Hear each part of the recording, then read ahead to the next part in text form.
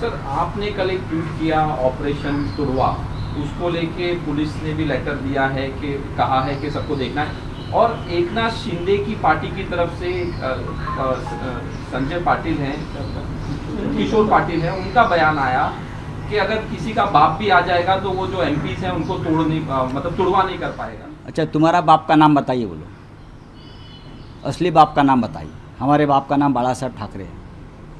तुम बोल सकते हो तुम्हारा बाप का नाम बोल सकते हो?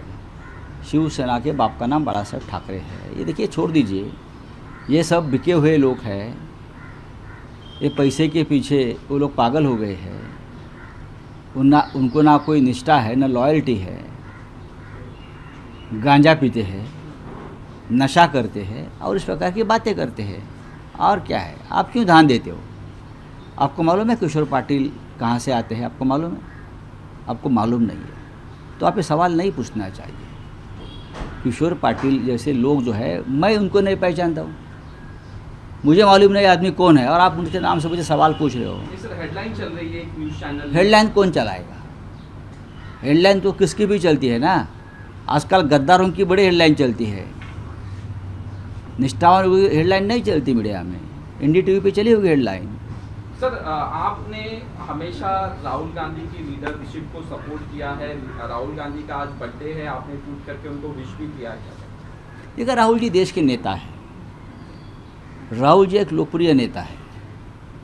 राहुल संघर्ष करते हैं, जिसकी आज ज़रूरत है। राहुल सच बोलते हैं, और राहुल के लीडरशिप ने ही मोदी जी को सबसे बड़ा चैलेंज खड़ा किया है। इसलिए तो ये तोड़फोड़ चल रही है ना। 2029 में राहुल जी के नेतृत्व में हम सरकार बनाएंगे केंद्र में।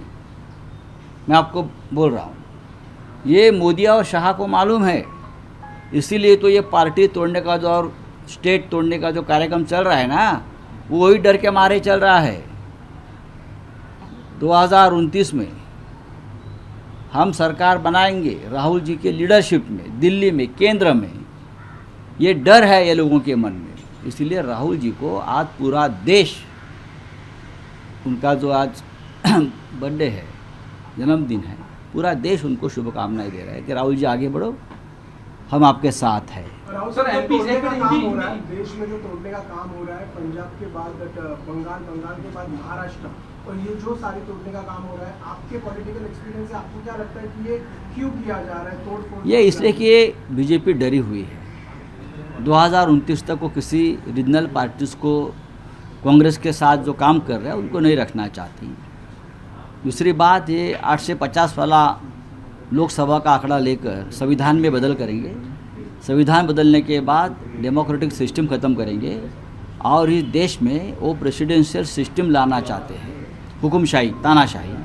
इसलिए सब चल रहा है, लेकिन हमें होने नहीं दे। सर कल सुनेत्रा पवार जाके अमित शाह से मिली। अब ये भी हो रहा है कि जो शरद पवार के एमपीज हैं उनको भी तोड़ने का काम देखेंगे ना। यही काम है ना दिल्ली वालों का, तोड़ने का। और किसको मैंने बोला ना, कल मोदी और ट्रंप की जो मीटिंग हो गई, आपने फ़ोटो देखा होगा। मोदी जी को ट्रंप को बता रहे हैं कान में, तो ये बता रहे हैं कि आपके भी एमपीज शिंदे तोड़ने को आ रहा है, सरकार संभालो आपकी। आप देखो, इस प्रकार की बातें करते हैं लोग। सर आज 60वां वर्धापन दिवस, 60 साल शिवसेना को हो गए। ये बहुत लंबा सफ़र है और बहुत ही संघर्षपूर्ण सफ़र है। हर मोड़ पर हमें संघर्ष करना पड़ा है, चाहे हिंदू हृदय सम्राट बाला साहब ठाकरे हो, चाहे उद्धव ठाकरे जी हो, हम सब हो। और हमने हमेशा संघर्ष करते करते यहाँ तक हम पहुँचे हैं। कितने बार हमारे पीठ पर घाव हमने झेले हैं। आगे से कोई घाव नहीं करेगा, हिम्मत नहीं होगी। जो घाव हुए हमारे पीठ पर हो गए, कल तक हो रहे हैं, आगे भी हो गए, लेकिन हम आगे जाएंगे। महाराष्ट्र में और केंद्र में हमारी सत्ता आएगी, तब हम उनको दिखाएंगे क्या है। मेरी पूरी ज़िंदगी बाला साहब के साथ गई, मेरा पूरा जीवन शिवसेना में गया। हम बचपन से बाला साहब के साथ रहे, इतनी यादें हैं। एक महान व्यक्तिमत्व रहा, हमारा जैसे लोगों को उंगली पकड़कर राजनीति में लाया, यहाँ तक पहुँचाया।